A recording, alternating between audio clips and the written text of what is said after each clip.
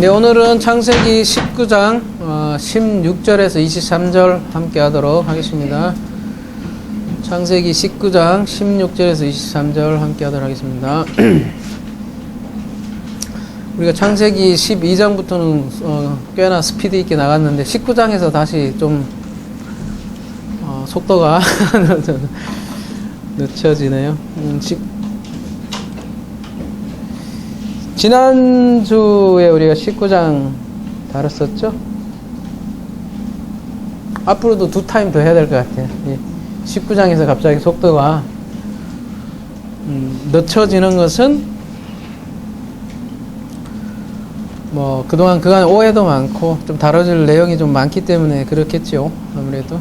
아무래도 19장이 노아의 홍수와도 비견되는 부분이기도 때문이기도 하겠고요. 아무튼 오늘 두 번째인데요. 다시 한번 잠깐 정리하도록 하겠습니다. 창세기 19장은 18장과 좀 관련이 있는데요. 18장은 18장과 19장의 좀 차이라고 하면 이제 천사 대접에 있어서 좀 차이가 있는데요. 19장에는 두 천사고 18장에는 세 천사죠. 그 중에 결정적으로 그러니까 여호와가 좀 빠져 있고요. 아브라함은 장막 문 앞에 앉아 있었던 것에 비해서 롯은 어디에 있었죠? 그 성문 이렇게 앞에 앉아 있었다는 거죠. 성문은 사람이 많이 왕래하는 곳으로 거기에 이제 장사를 하는 경우가 많습니다. 그래서 계시록 18장에 보면 그 성전에서 장사하다가 그 망하는 장면이 나옵니다. 그래서 그 롯과 많이 닮아 있는 모습이기도 하고요. 소돔도 그렇고 롯도 그렇고 그 이름 자체가 불타서 없어질 그런 존재라고 할 수 있겠습니다. 그래서 롯은 불에 타 없어질 그런 존재를 표상한다고 할 수 있을 것 같습니다. 그래서 18장에 그래서 그 천사 대접에 있어서 모습도 아브라함은 그 아브라함이 대접한 음식은 마치 탕자가 집에 돌아왔을 때에 그 풍악이 울리는 그런 잔치와 아주 유사한 그런 장면으로 등장하는 것에 비해서 이 19장은 무교절을 대접함으로써 무교절이 어디 출애굽 때 굽던 그런 음식 아니었겠어요? 그래서 출애굽을 연상케 하는 그런 장면이 등장을 하고요. 그러니까 심판의 문맥에서 이렇게 연결이 된다는 것이죠. 그렇게 천사 대접이 조금 다른 모습이 나오는데 결정적으로 소돔성에 그 사람들이 모여드는데 그 소돔성 사람들이 어떻게 해요? 천사들을 야다하겠다고 했잖아요. 야다. 우리나라 말로는 뭐 상관이라고 되어 있는데 야다라는 건 뭐예요? 야다? 알다라는 거잖아요. 알다가. 그러니까 근데 이제 야다라는 게 성적인 관계도 쓰인다고 했잖아요. 그래서 그 천사들이 남자들 그러니까 복수의 사람들이 복수의 천사들을 야다하겠다고 그랬잖아요. 그러니까 남성 복수로 되어 있어요. 그다음에 남성 복수가 남성 복수에게 야다한다고 하니까 어떻게 해요? 흔히 얘기하는 동성애라고 얘기를 그래서 하잖아요. 동성애를 요구했다. 그래서 동성애를 많이 비판을 하지만 근데 그 야다라는 그 단어 자체가 참 그 묘하게도 이중적이게 있는 게 성적 관계도 있지만 말 그대로 야다라는 거는 알미잖아요. 그 잘못된 알을 이렇게 동성애로 표현을 한다는 거죠. 성경에서 구원의 관계는 뭐 여러 가지 메타포를 쓰지만 남자와 여자 관계를 통해서 알려주잖아요. 근데 이 남자와 여자 관계가 아니라 남자 대 남자, 뭐 여자 대 여자 관계가 동성애를 이렇게 알려주고 있잖아요. 근데 성경에서 이렇게 남녀 관계가 뭐예요? 그리스도와 교회 관계인데 말하자면 뭐 남자나 여자는 그리스도와 교회 관계는 아니잖아요. 그 바르지 않은 관계. 그걸 야다라고 하고, 바르지 않은 암, 그거를 이렇게 표현을 하는 거죠. 이 천사들이라는 거는 복음을 전하는 메신저거든요. 복음을 전하는 그 메신저들을 제대로 알지 못했을 때 그 잘못된 암, 잘못된 야다로 등장을 하는 것이 동성애라고 우리가 할 수 있겠습니다. 그래서 이 롯이 이러한 그 소돔성 사람들에게 그 두 천사, 남자들이 아닌 두 딸을 그래서 제시를 하잖아요. 그러니까 롯이 그들의 가는 상태를 지적을 한 거라고 우리가 지난주 다뤘습니다. 그래서 베드로 후서 2장 7절에 다시 한번 이 베드로 후서 2장 7절이 롯에 대해서 평가를 하고 있는 부분이잖아요.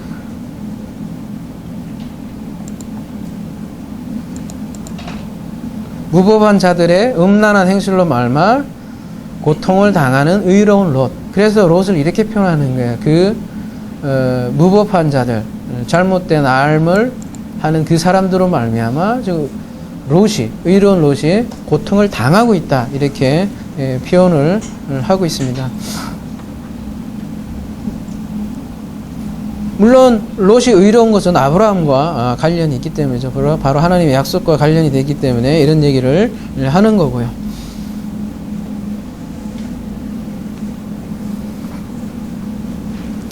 그래서 이 소돔은 말하자면 반드시 그 이름대로 멸해져야 하는 그런 곳이죠.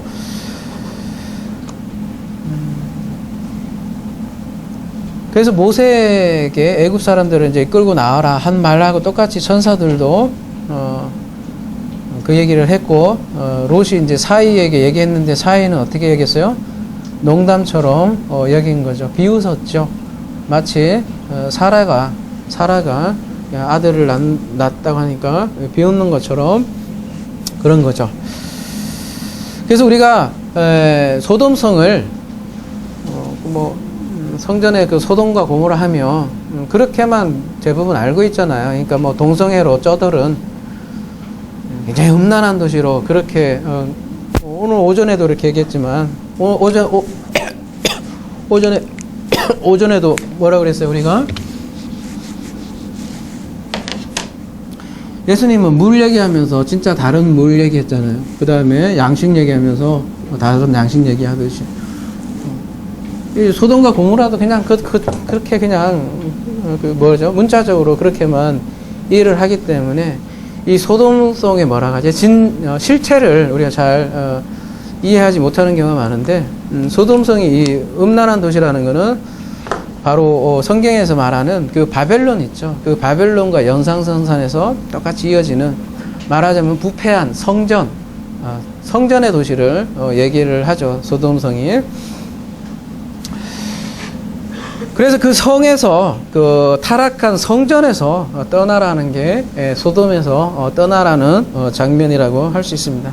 그래야 제대로 된 남편을 만나니까요. 그래서 성경에서 떠나라 이렇게 얘기하는 대표적인 말씀이 요한계시록에 나오는데요.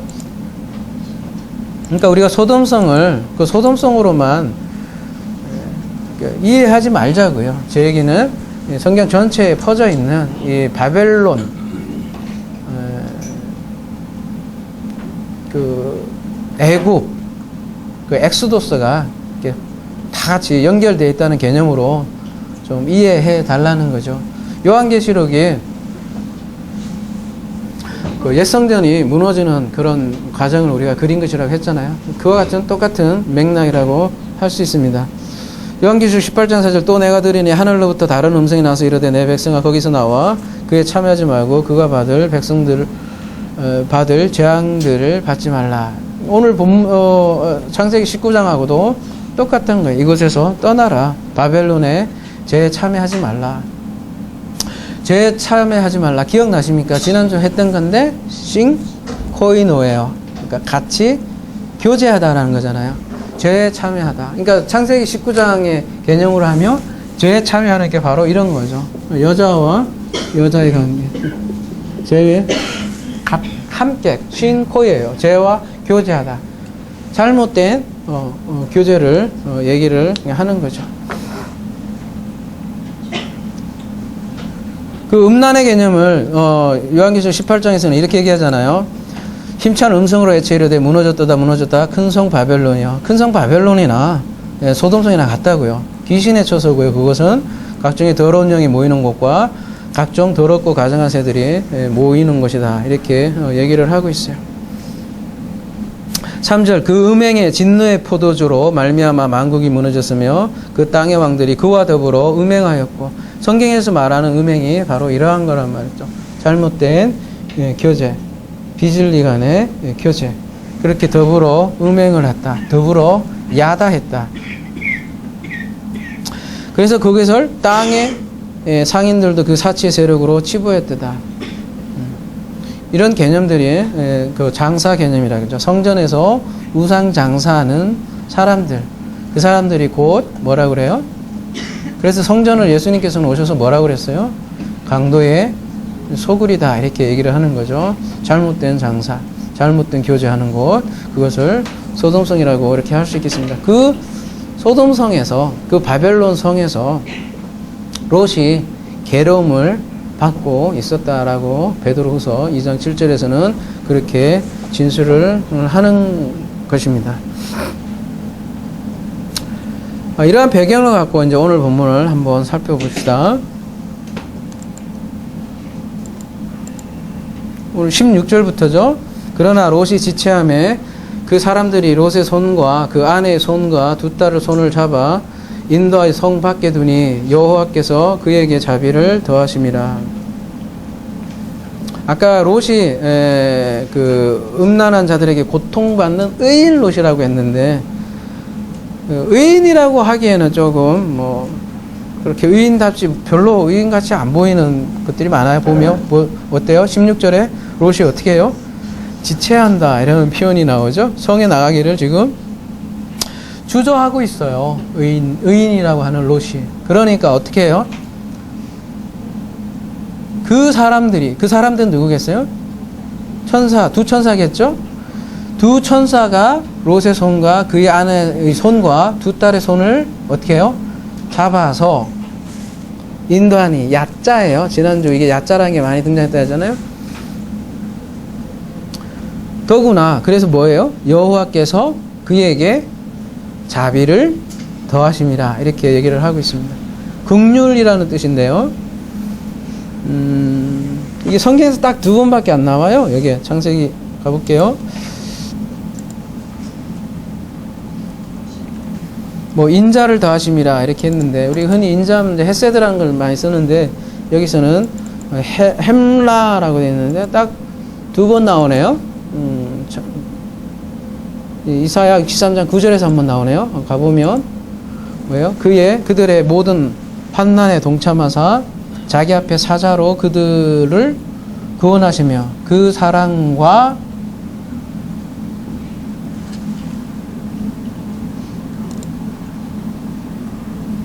긍휼로 그들을 구속하시고 옛적 모든 날에 그들을 드시며 안으셨으나, 그 긍휼할 때 이 햄라를 쓰고 있네요. 긍휼이라는 뜻은 뭐예요? 그냥 불쌍히 여겨서 돌봐준다는 뜻이 긍휼이잖아요. 그러니까 지금 이사야 63장도 그렇고 구원은 하나님의 긍휼로 말미암는 야자라는 거잖아요. 창세기 19장 6절에서 하나님께서 원인자가 하나님으로 인한 그 야자로 인한 것이 구원이라는 걸 이렇게 보여주는 거죠. 하나님의 인도함이 구원인데 그 원인자가 인간에게 있는 것이 아니다라는 걸 다시 한번 볼 수 있는 거죠. 롯이 지체했는데 두 천사가 끌고 갔다는 거예요. 근데 그 원인이 뭐냐면 여호와의 자비라고 지금 얘기를 하고 있는 거예요. 17절 그 사람들이 그들 밖으로 이끌어낸 후에 이르되 도망하여 생명을 보존하라. 돌아보거나 들에 머물지 말고 산으로 도망하여 멸망함을 면하라. 지금 이끌어내고 돌아보거나 들에 머물지 말고 어디로 가래요? 산으로 도망하라고 이렇게 얘기하는데 산문으로 도망한다는 말씀이 어디서 많이 본 것 같지 않아요? 어디서 나올까요? 신약에서 보면 어디에 나올까요? 여러분, 소돔성이 성전의 개념으로 이해해 보라고 했습니다. 그리고 옛성전이잖아요. 옛성전이 무너지는 대표적인 신약의 본문이 어디에 나오죠? 계시록 전체고, 그 계시록 전체를 압축해 놓은 것이 종말강화겠죠. 그러면 종말강화에 반드시 나오겠죠? 어디요? 마태복음 24장 16절에 보면, 그때 유대인들에게 있는 자들은 산으로 도망할지어다. 지붕 위에 있는 자는 집 안에 있는 물건을 가지러 내려가지 말며 밭에 있는 자는 겉옷을 가지러 뒤로 돌이키지 말지어니라. 지금 오늘 본문과 거의 유사한데요. 종말강화의 일부죠. 종말강화는 다시 말씀드리던데 예루살렘 성전이 파괴될 것을 예언한 거잖아요. 근데 예루살렘 성전도 지금 산에 있는데, 산에 있잖아요. 예루살렘 산에. 근데 산으로 도망가래요. 그러면 이때 산은 뭐예요? 다른 산이겠죠. 예루살렘 성도 산에 있는데 산으로 도망가래요. 어디로 가란 말이에요, 도대체? 그래서 우리가 산에 대해서는 우리가 어디에요? 요한계시록에서는 산에 대해서 한번 자세하게 한번 알아봤던 적이 있던 것 같아요. 그 산 기억나십니까? 성경에서 말하는 궁극의 산? 아마겟돈 생각나십니까? 아마겟돈이 브루스 윌리스의 그 아마겟돈이라고 생각을 많이 하지만, 하르 마겟돈이라고 기억이 나십니까? 하나님의 산. 그게 하르 마겟돈이라고 그랬잖아요. 하나님의 산. 그 하나님의 산에 사람들을 모은다고 했잖아요. 계시록 40강 창조해 주세요. 그거 다시 얘기할 수 없으니까 새로운 산이 바로 하르 마겟돈으로 등장을 합니다. 그 산으로 가라고 그래요. 그런데 롯은 어떻게 반응이 나옵니까?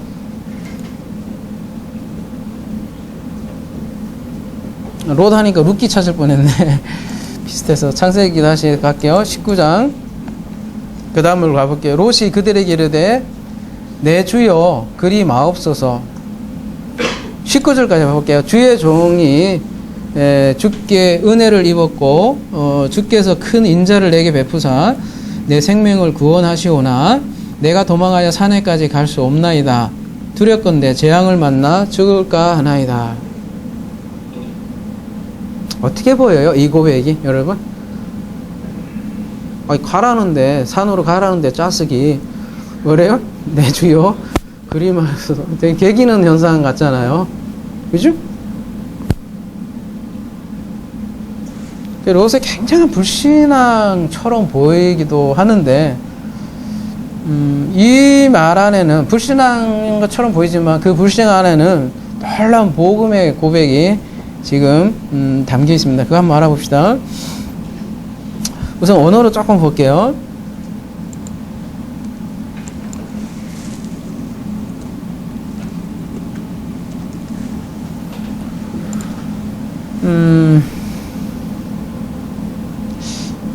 이 표현하면 여러분 이제 많이 좀 익숙할 것 같아요. 그죠? 맞자, hen, 베아이니카. 그러니까 당신의 눈 안에서 은혜를 맞자, 발견했습니다. 맞자, hen, 아인. 이 세 가지 단어가 우리 어디서 봤죠? 노아도 보면 은혜를 입었더라 이렇게 됐지만, 노아도 그 눈 안에서 은혜를 맞자 했다 이런 표현이 나오죠. 여기에서도 본 거고, 또요 어디서 이런 표현이 나오죠?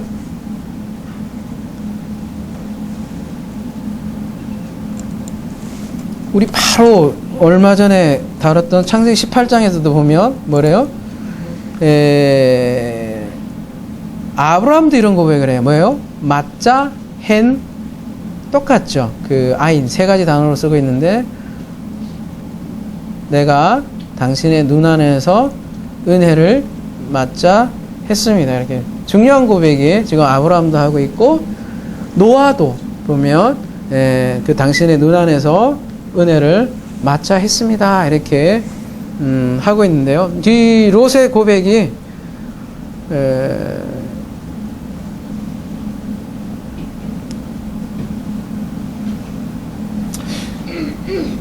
그 요한도 보면 그 뭐예요? 그 말씀이 육신되니 은혜와 진리가 충만하더라. 그런 고백과도 유사하고요. 우리가 그때 요한복음에서 그 뭐예요? 은혜와 진리가 충만하다 할 때 은혜와 진리의 개념 기억나십니까? 헤세드와 에메트 그 개념은 무슨 맥락에서 그게 충만하다고 했죠? 그 약속이 약속의 성취 개념에서 성경에서는 은혜와 진리를 얘기한다고 했잖아요.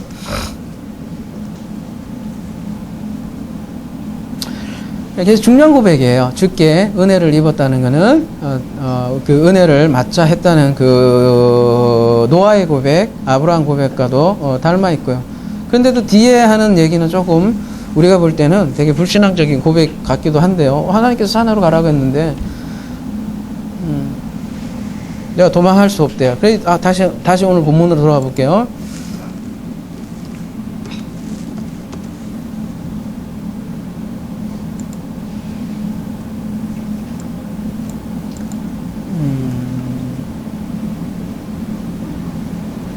여러분 도망하다라는 좀 단어를 일단 조금 살펴볼게요. 요거 보고 읽으면 돼요. 마라트.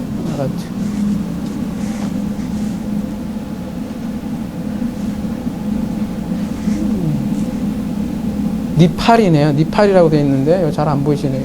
니팔이면 뭐예요?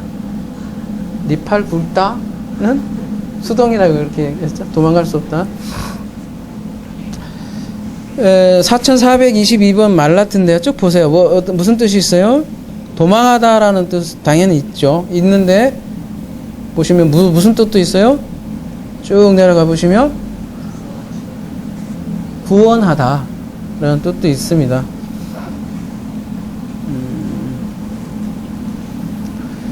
오늘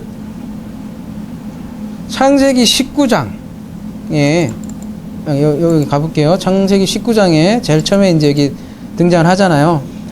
오늘 본문에서 오늘 16절에서 23절인데 요 마라트가 몇 번 나와요? 하나, 둘, 셋, 넷, 5번이나 나오죠? 그 얘기는 무슨 얘기겠어요? 마라트가 중요하겠죠. 자꾸 반복된다는 거는 오늘 본문에서 주요 말하자면 뭐겠습니까? 이게 주요 어휘, 단어, 주요 개념, 이런 식으로 5번이나 등장하는 아주 중요한 동사입니다. 지난주에는 야자 해서 이렇게 이끌어내다, 막 나오다, 그런 게 중요하다면 오늘은 도망이에요, 도망. 근데 아까도 말씀드렸듯이 맞자가 도망가는 것만 있는 게 아니라 쭉 가보시면 되게 많네. 99번 이렇게 쓰였는데요. 다 볼 수는 없고 시편 107편 20편 가볼게요.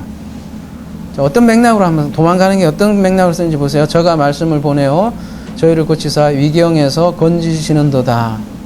건지다. 그냥 건지는 게 뭐예요? 이게 구원 개념인데 그 다음 밑에 가볼게요. 그럼 내가 여호와의 이름으로 기도하기를 여호와여 주께 구하오니 내 영혼을 건지소서 하였도다. 이 건진다는 건 뭐예요? 내 영혼을 구하소서, 구원해 달라는 거잖아요. 그죠? 내 영혼이 도망가게 해달라는 게 어디서 도망가겠어요? 그죠?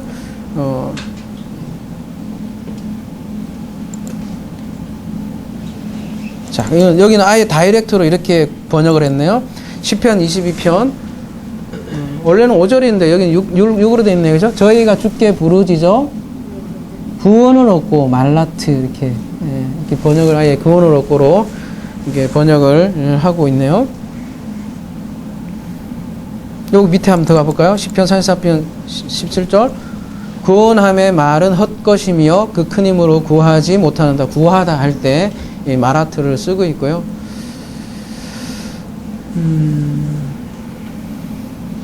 되게 많은데, 되게 많아요. 되게 많은데 다 이런 식으로 쓰인단 말이에요.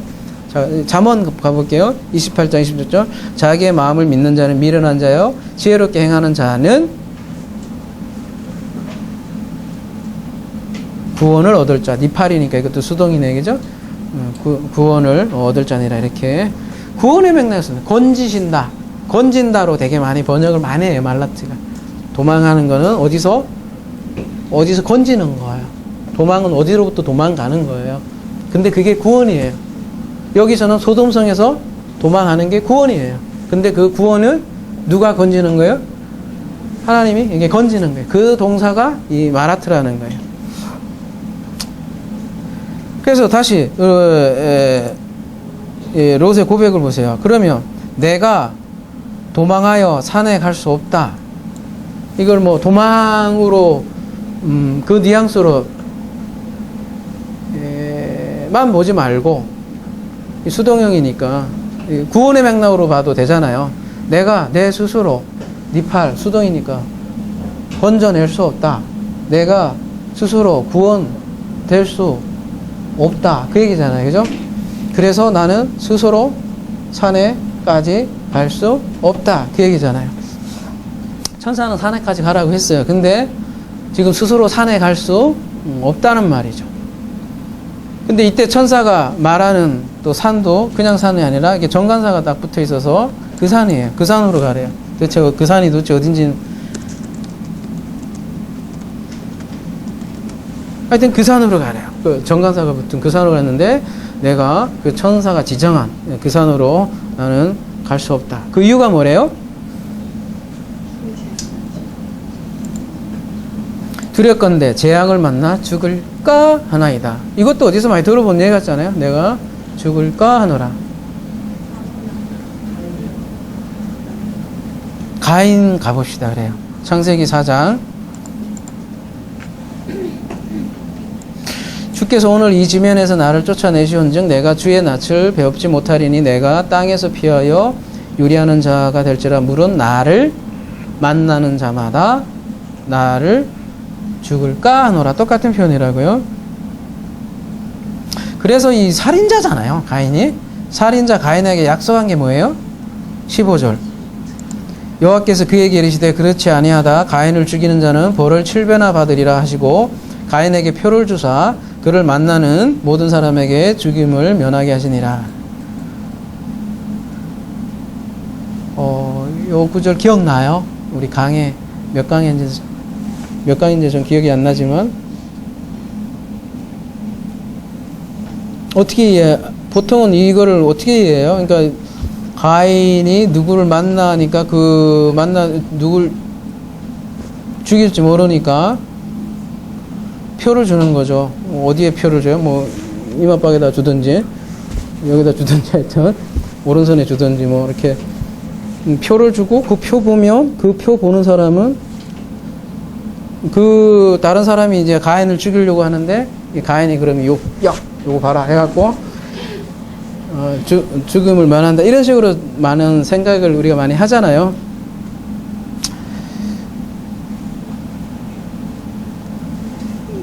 창세기 4장 15절. 근데 이게 뭐라 그랬어요? 오트라는 게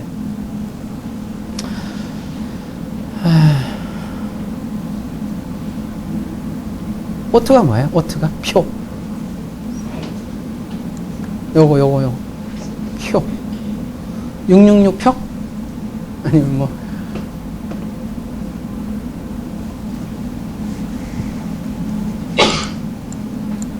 제가 질문하는 거예요. 표가 뭐예요? 오트. 여러분, 오트가 오트.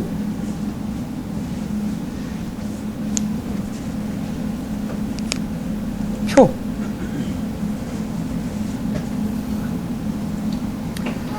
우리 창세기 4장 강의 때 했잖아요. 오트가 오트가 쓰이는 것은 대부분 보면 어디에 쓰이냐면, 하나님께서 이상하게 약속을 하시고 언약을 주시면 항상 뭘 줘요? 오트를 주셔요. 오트를. 그 언약의 증표가 바로 오트예요. 이거 뭐 다 찾아볼 수는 없는데, 그냥 볼까요, 그럼? 여러분 너무 생소해 하시는 것 같아요. 창세기 9장 13절.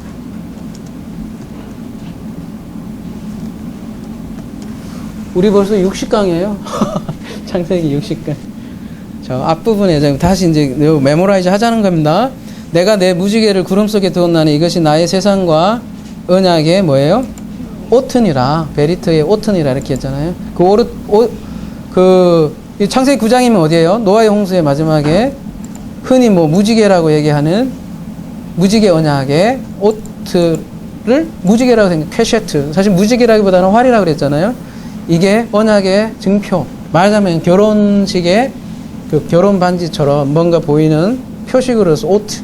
근데 그 오트는 하나님의 약속을 상징한다고 그 얘기를 했었잖아요.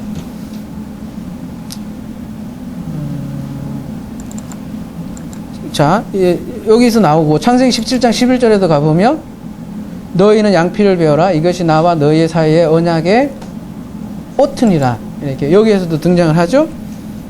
그 다음에 출애굽기 3장 12절에 가볼게요. 하나님 가라사대 내가 정녕 너와 함께 하리니 내가 백성의 애굽에서 너에게 인도하는 너희가 이 산에서 하나님 성경에 이것이 내가 너를 보낸 오트니라. 출애굽기 12장 여기 13절에 가봐도 내가 너희 땅을 칠 때 그 피가 너희의 거하는 집에 있어 너희를 위하여 표적이 될지라. 이게 오트. 그러니까 전부 다 그 약속의 맥락에서 이 오트가 등장하는 거예요. 오트는 표적이에요. 표적. 사인이라고도 하고 표적. 내 손가락은 누구를 이렇게 지정을 해요. 그러면 우리 성도님을 지정하면 얘는 오트고 실체는 누구예요? 누구예요? 실체는 찍혔잖아요. 그러면 성도님을 내가 지시해서 얘기하는 거잖아요. 얘가 진짜는 아니잖아요. 그게 이제 표적이고 오트라고요. 그러니까 이 오트에는 뭔가가 실체가 담겨 있다고요. 근데 그 오트가 쓰일 때는 항상 언약의 맥락에서 이 오트가 쓰인다는 거예요. 그러니까 오트가 항상 쓰일 때는 약속이 되는데 그러면 그 약속의 실체가 뭐예요? 네, 그리스도잖아요. 그래서 그리스도를 만나는 자는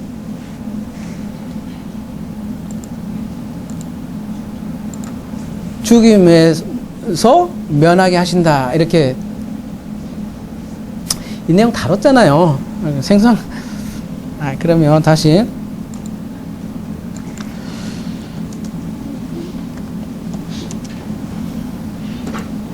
이 말씀이 아주 좀 복잡해요. 봐. 이게 그냥 우리 저기 개역 개정으로 번역된 거 보면 가인이 죽음을 피하는 것 같이 느껴지잖아요. 왜? 가인이 가지고 있는 이 표든지 하여튼 가인이 가지고 있는 표 때문에 가인이 죽음을 면한다 이런 느낌이 들게 번역이 됐잖아요.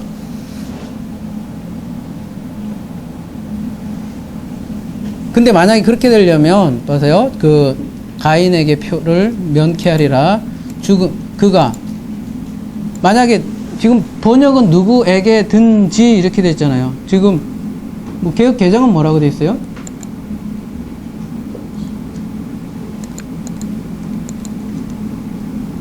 자, 그를 만나는 모든 사람에게서 이렇게 돼 있죠. 그를 만나는 모든 사람에게서 누가 가인이 죽음을 면하게 하시리라 이런 느낌이 들잖아요. 근데 그를 만나는 모든 사람에게서 이러면은 from이 돼야 될 거 아니에요. 뭐 누구누구로부터, 그쵸? 모든 사람에게서 from, from all people who meet 뭐 가인 뭐 이런 식으로 돼 있잖아요. 그러면 가인이 죽음을 면하리라 이런 느낌이 들잖아요. 그러려면 모든 사람에게서면 이게 반드시 from이라는 전치사가 와야 될 거 아니에요. 그러면 이 콜이 해당하는 이 누구누구로부터 이렇게 하면 콜이면 앞에 뭐가 붙어야 돼요? 맴 전치사 붙어야 된다고요. 맴이 붙어서 모든 사람으로부터 이렇게 된단 말이에요. 근데 여기 원문에는 뭐라고 되어 있어요? 모든 사람들 만나는 그를 만나는 모든 사람들이라고 되어 있다고요. 그러니까 죽음을 면하는 사람은 가인이에요? 누구예요? 콜이에요, 콜. 모든 사람에게로부터가 아니라 모든 사람이 누가 그를 맞자한 콜이, 예? 그를 발견한 자는 콜 누구든지 이렇게 번역해야 한다요. 누구누구로부터가 아니라 요 어휘 뒤에 하나가 이게 사람 잡는다고요. 가인이 죽음을 면한 게 아니라 누가요? 가인은요 살인자예요. 근데 그 살인자에게 하나님께서 표를 주셨어요. 살인자 안에 그리스도를 담아놨다니까. 근데 그 살인자 안에 그리스도를 발견하면 그 발견한 사람이 어떻게 된다는 거예요? 죽임을 면한다는 거야. 이게 오트라고요. 이 표가. 자, 이 표현이 아까 가인이 얘기한 거, 내가 죽을까 하노라 그랬더니 하나님께서 표를 주셨어요. 그 표를 만난 사람 누구든지 죽음으로부터 면한다. 그 메시지잖아요. 가인에게 약속한 것이. 그게 가인에게 좀 표라고요. 이 살인자니까 이놈 새끼 죽여버려. 이게 아니라 하나님이, 우리가 원래 살인자라니까요. 다 사람들이 다 살인자인데 그 살인자에게 표를 주시는 하나님. 그게 창세기 4장에 다뤘던 거잖아요. 그 내용하고 지금 오늘 본문 보세요. 똑같다고요. 제가 얘기하는 거는. 얘가 싸가지 없어서 롯이 산으로 가! 싫어요. 나 못 가! 해갖고 나 그거 만나서 죽을 것 같아. 그 가인의 그런 고백처럼 겉으로 보인다고. 근데 그게 아니라 그 가인의 맥락하고도 똑같다고. 나 스스로 도망 못 가. 나 스스로 구원 못 해. 그래서 난 산에 갈 수 없어. 왜? 난 죽을까 두려워하노라. 그 맥락이 가인의 맥락하고 똑같고요. 자, 가인의 표에 담겨 있는 건 그리스도예요. 그래서 그리스도를 만나는 사람은 뭘 면해요? 죽임을 면해요. 그걸 성경에서 뭐라고 그래요? 그거를 다른 쪽에서는 또 얘기하면 도피성이라고 그래요. 도피성.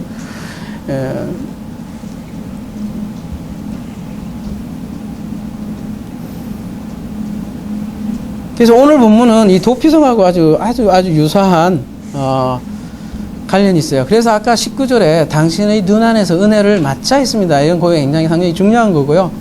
한번 보세요.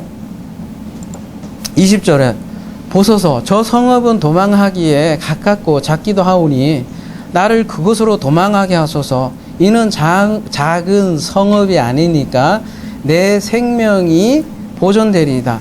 그가 그에게 이르되 내가 내 소원을 들었은즉 네가 말하는 그 성읍을 멸하지 아니하리니. 22절까지 그냥 통째로 볼까요? 그리로 23절까지 그리로 속히 도망하라. 내가 거기 이르기까지는 내가 아무 일도 행할 수 없노라 하였더라. 그러므로 그 성읍 이름을 소알이라 불렀더라.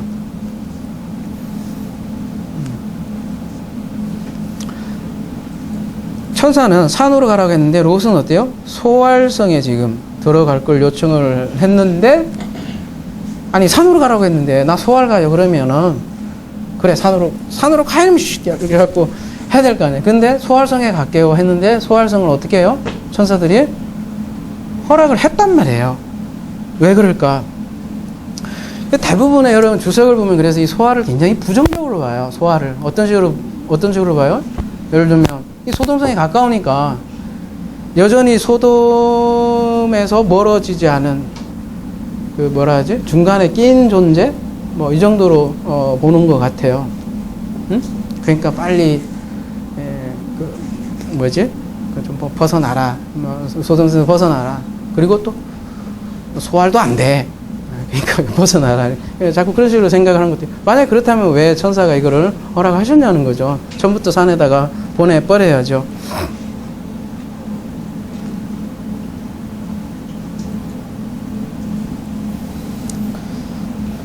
그래서 대부분은 산에 가기 싫어서 이렇게 답을 한 거라고 보는데 정말 그럴까?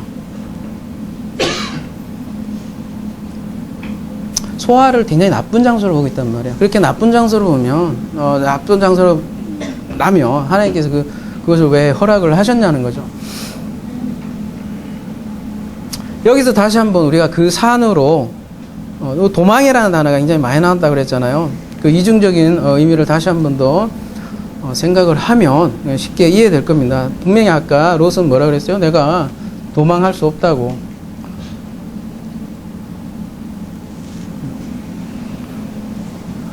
산으로 가야 되는데 산으로 스스로 갈 수 없어요. 그러니까 이 소알에 머물러야겠다는 거예요. 소알 한번 볼게요. 소알.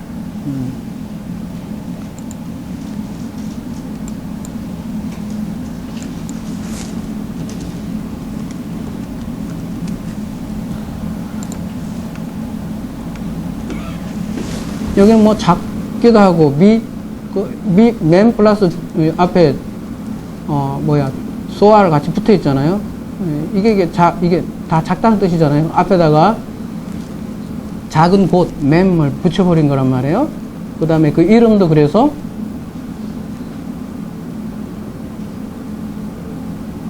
그 성 이름을 소알이라고 했더라. 이렇게 얘기를 하고 있네요. 소알이 무슨 뜻이에요? 작다. 6819에서 유래했다니까 한번 더 가볼게요. 작다, 천박하다, 낮아지다, 뭐 이런 뜻이네요. 도대체 작고 비천한 성.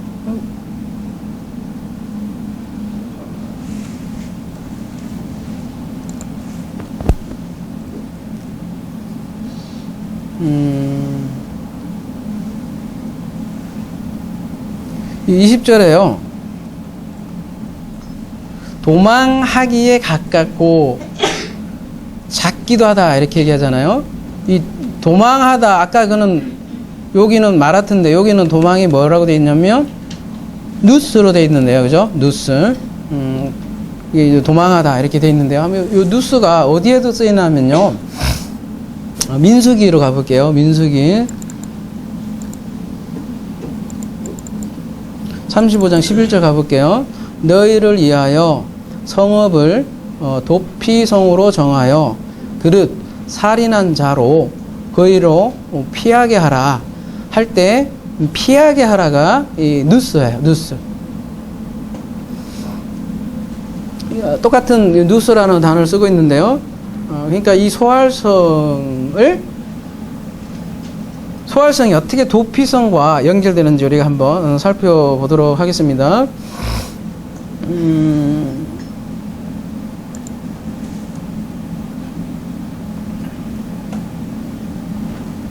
그 도피성이라고 했는데 아이르 뭐라고 되어 있냐면 여기는 미크라트라고 되어 있네요.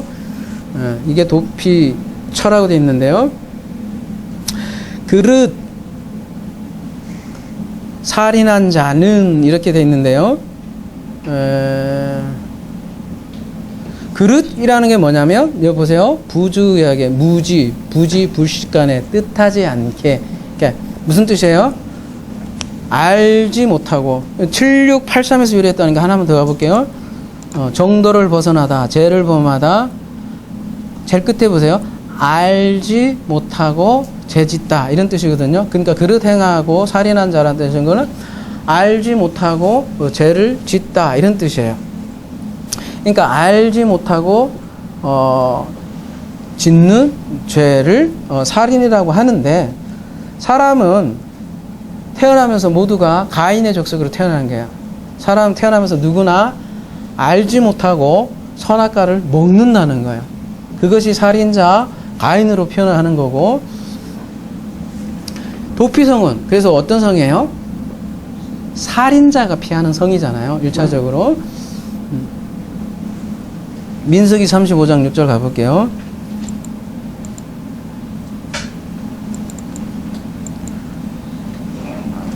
그냥 이걸로 볼게요. 너무 작다 글씨가. 도피성에서 오늘 좀 알아봅시다. 근데 핵심 개념이니까요. 너희가 레이인에게 줄 성읍은 살인자들이 피하게 할 도피성으로 6 성읍이요 그 외에 40 성읍이 있으리라. 첫 번째 도피성은 누구에게 줬다고 돼 있어요? 레이인이라고 했단 말이에요. 레인이 어떤 인물이에요? 어떤 족속이에요?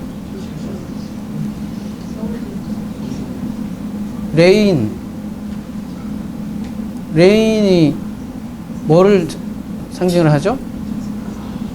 여러분 그 헬라어로 레인이라고 보면 가면 그 왜 레이 하나를 부르잖아요. 라바 무슨 뜻이에요? 예, 이걸로 볼게요. 제가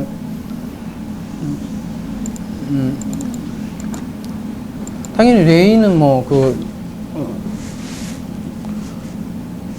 레이 지파 그 레이겠는데 3878에서 유래했으니까 생각 가볼게요. 달라붙은 연합된 뭐 이런 뜻이에요. 그럼 레인이 뭐 하자는 사람들이에요? 원래 레이 뜻 자체가 연합이라는 뜻이라고요. 뭐하고 뭐 이렇게 뭔가 연합하는 존재예요. 그게 뭐겠어요? 우리가 레위인을 흔히 레위인이 11조를 받잖아요. 근데 그 11조의 실체가 누구라 그랬어요? 그리스도잖아요. 그리스도가 원래 이게 연합하는 중보자 개념이 그리스도잖아요. 레위 자체가 하나님과 인간을 연결하는 이스라엘의 대표, 이 대표가 레위고, 그렇기 때문에 레위인에게 11조를 했다는 거죠. 그래서 이 도피성은 첫 번째로 이 레위인에게 주었고, 성은 몇 개 돼요? 6개. 동쪽에 3개, 서쪽에 3개. 이게 창세기 1장 구조하고도 비슷하죠, 그죠? 동쪽에 3개, 서쪽에 3개 이렇게 되어 있고요. 그 대상은 부지 중에 살인한 자들이 들어갔고, 도피성이 있기 전에는 제단이 그 역할을 했습니다.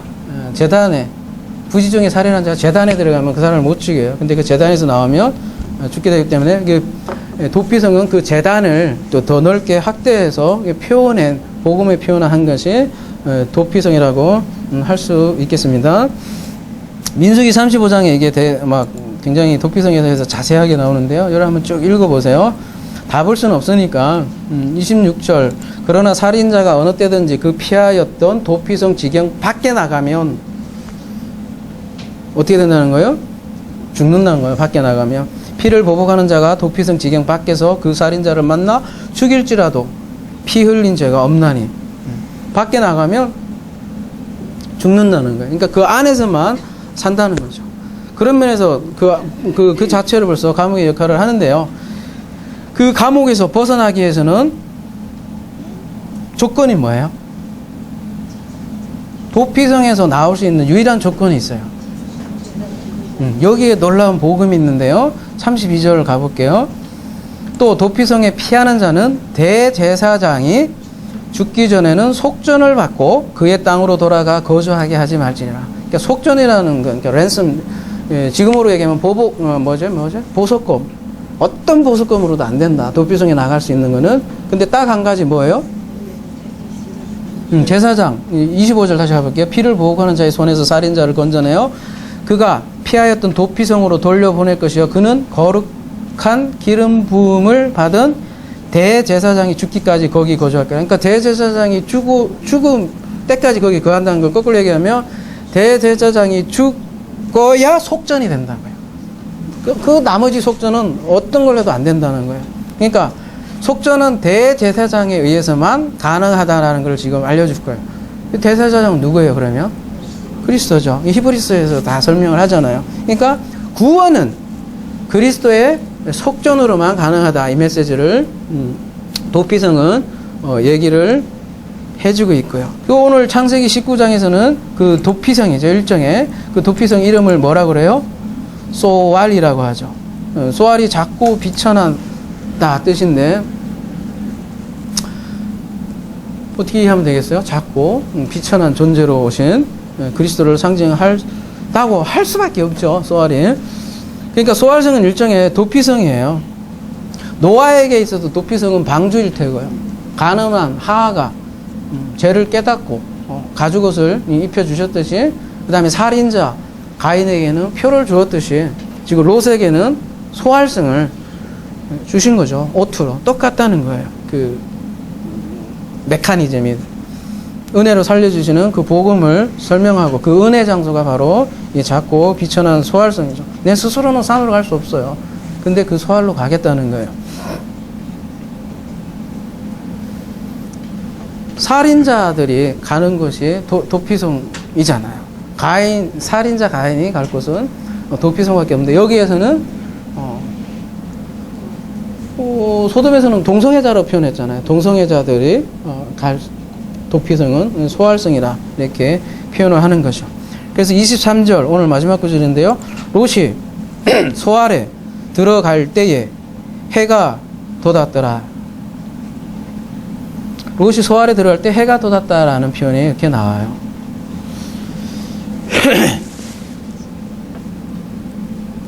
소알에 해가 돋았다. 무슨 뜻일까요?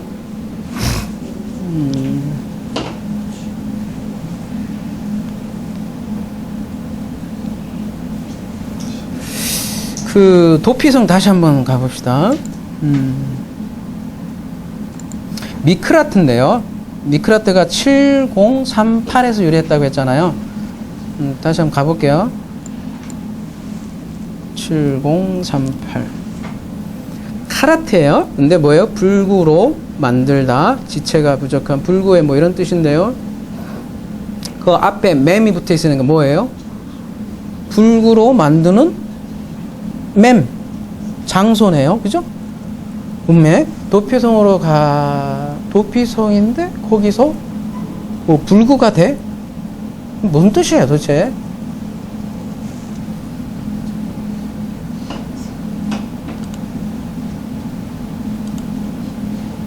응?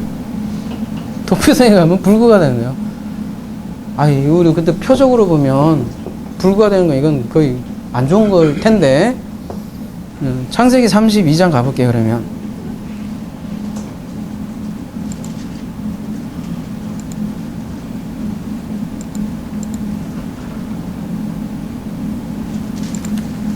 그가 야곱이겠죠. 브니엘을 지날 때에 해가 돋았고 그의 허벅다리로 말미암아 절었다. 이제 불구되는 모습이 나오는데요. 브니엘이라는 뜻은 뭐예요? 이거 원문으로 봐야 되겠네요.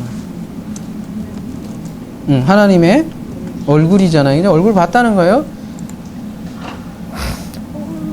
31절인가요?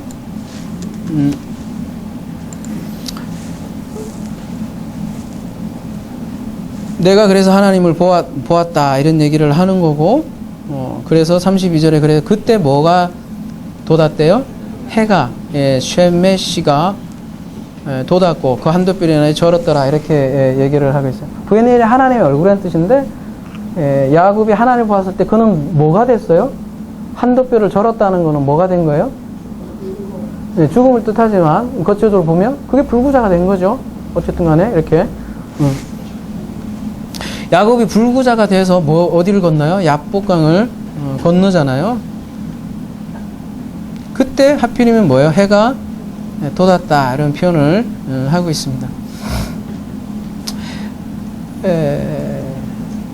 야곱에게 있어서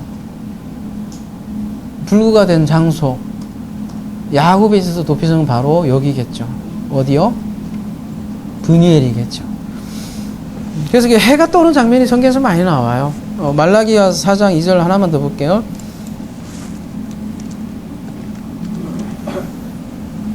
없네. 그냥 이걸로 볼게요.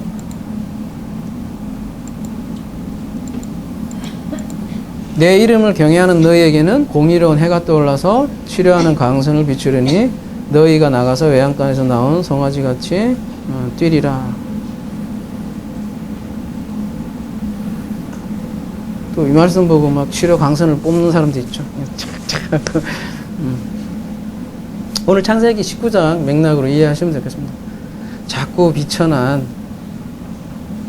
존재로 오신 그리스도, 그리고 그와 연합한 레인으로서 라바인 우리가 연합하며 작고 천한 자죠. 우리가 그 작고 천한 자에게 해를 비추시는 그 하나님. 그래서 오늘 제목을 소알에 해가 돋았더라 이렇게 표현을 한 것입니다.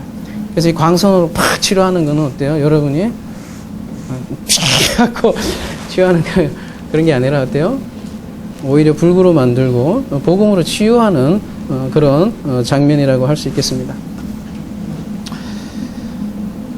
죄인을 도피성으로 모으는 대제사장, 그리고 우리를 하나님께 연합게 하는 레인으로 오신 그리스도를 그리는 것이라고 할 수 있겠습니다. 이러한 복음이 오늘 본문에 고스란히 담겨 있기 때문에 물론 롯의 연약함으로 요청을 했겠죠. 근데 그 연약함 속에 이렇게 복음을 담아 놓은 것이죠. 그래서 하나님께서는 소알을 허락하셨고, 또 그 소알에서 결국은 그 산 하르 마겟돈으로 가게 될 거예요. 그 장면은 다음에 나오겠고요. 근데 그 산에 하르 마겟돈에 가기 위해서는 우리 힘 스스로 마라트 도망가는 것이 아니고, 스스로 건져내는 것이 아니고, 바로 도피성인 소알성인 우리 그리스도로 인해서 그 산에 우리가 가게 될 거라는 것을 보여주는 복음이라고 할 수 있겠습니다. 이것이 아까 얘기한 하나님의 긍휼로 인해서 잡아 끄는 그런 하나님의 긍휼을 얘기하는 거죠. 2017년이 다가왔습니다. 우리 아까 찬양됐잖아요. 시온에 해가, 사람들이 왜 뭐였죠? 그 일출을 보러 가잖아요. 1월 1일 되면 쫙 뜨는 거 있잖아요. 그 진짜 이 광선, 이 소알에 비치는 진짜 해돋이하는, 그죠? 오늘 첫날 되는 저와 여러분이 되기를 기도합니다.